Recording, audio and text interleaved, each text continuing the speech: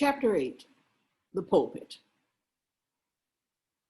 I'd not been seated very long ere a man of a certain venerable robustness entered. Immediately, as the storm-pelted door flew back upon admitting him, a quick, regardful eyeing of him by all of the congregation sufficiently attested that this fine old man was the chaplain.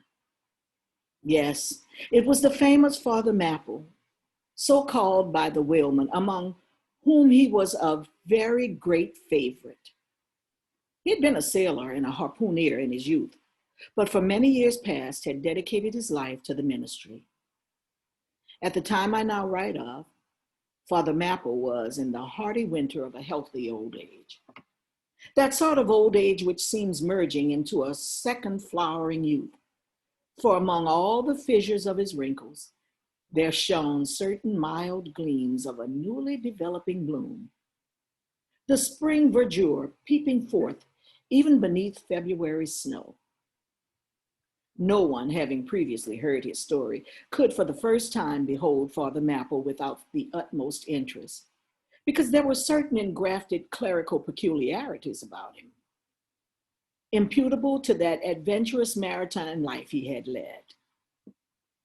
When he entered, I observed that he carried no umbrella, and certainly had not come in his carriage, for his tarpaulin hat ran down with melting sleet, and his great pilot cloth jacket seemed almost to drag him to the floor with the weight of the water it had absorbed. However, hat and coat and overshoes were one by one removed and hung up in a little space in the adjacent corner, when, arrayed in a decent suit, he quietly approached the pulpit.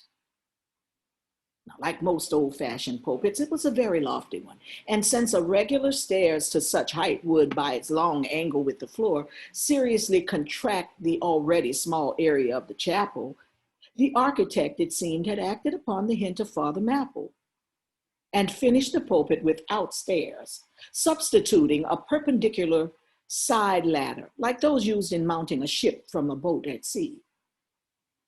The wife of a whaling captain had provided the chapel with a handsome pair of worsted man ropes for his ladder, which, being itself nicely headed and stained with a mahogany color, the whole contrivance, considering what manner of chapel it was, seemed by no means in bad taste. Halting for an instant at the foot of the ladder, and with both hands grasping the ornamental knobs of the ropes, Father Mapple cast a look upwards, and then, with a truly sailor-like but reverential dexterity, hand over hand, mounted the steps as if ascending the main top of his vessel. The perpendicular parts of his side ladder, as is usually the case with swinging ones, were of cloth-covered rope. Only the rounds were of wood, so that every step there was a joint. At my first glimpse of the pulpit, it had not escaped me that, however convenient for a ship, these joints in the present instance seemed unnecessary. For I was not prepared to see Father Mapple, after gaining the height, slowly turn round and, stooping over the pulpit, deliberately drag up the ladder step by step until the whole was deposited within, leaving him impregnable in his little Quebec. I pondered some time without fully comprehending the reason for this. Father Mapple enjoyed such a wide reputation for sincerity and sanctity that I couldn't suspect him of courting notoriety by any mere tricks of the stage. No, thought I, there must be some sober reason for this thing.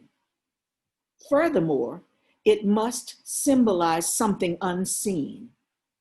Can it be then that by the act of physical isolation, he signifies his spiritual withdrawal for the time from an outwardly worldly ties and connections?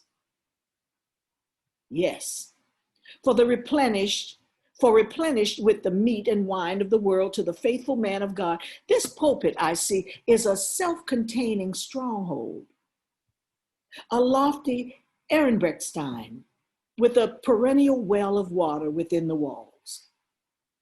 But the side ladder was not the only strange feature of the place. borrowed from the chaplain's seafarings. Between the marble cenotaphs of either hand of the pulpit, the wall which formed its back was adorned with a large painting representing a gallant ship beating against a terrible storm off a lee coast of black rocks and snowy breakers. But above the flying scud and dark rolling clouds, there floated a little isle of sunlight, from which beamed forth an angel's face. And this bright face shed a distant spot of radiance upon the ship's tossed deck, something like that silver plate now inserted into the Victory's plank where Nelson fell. Ah, noble ship, the angel seemed to say, beat on, thou noble ship, and bear a hardy helm. For lo, the sun is breaking through, the clouds are rolling off. Serenest azure is at hand. Nor was the pulpit itself without a trace of the same sea taste that had achieved the latter and the picture. Its paneled front was in the likeness of a ship's bluff bows, and the Holy Bible rested on a projecting piece of scrollwork, fashioned after a ship's fiddle-headed beak. What could be more full of meaning? For the pulpit is ever the earth's foremost part. All the rest comes in its rear. The pulpit leads the world. From thence, it is the storm of God's quick wrath is first descried, and the bow must bear the earliest brunt. From thence, it is the God of breezes, fair or foul, is first invoked for favorable winds. Yes, the world's a ship on its passage out, and not a voyage complete. And the pulpit is its prow.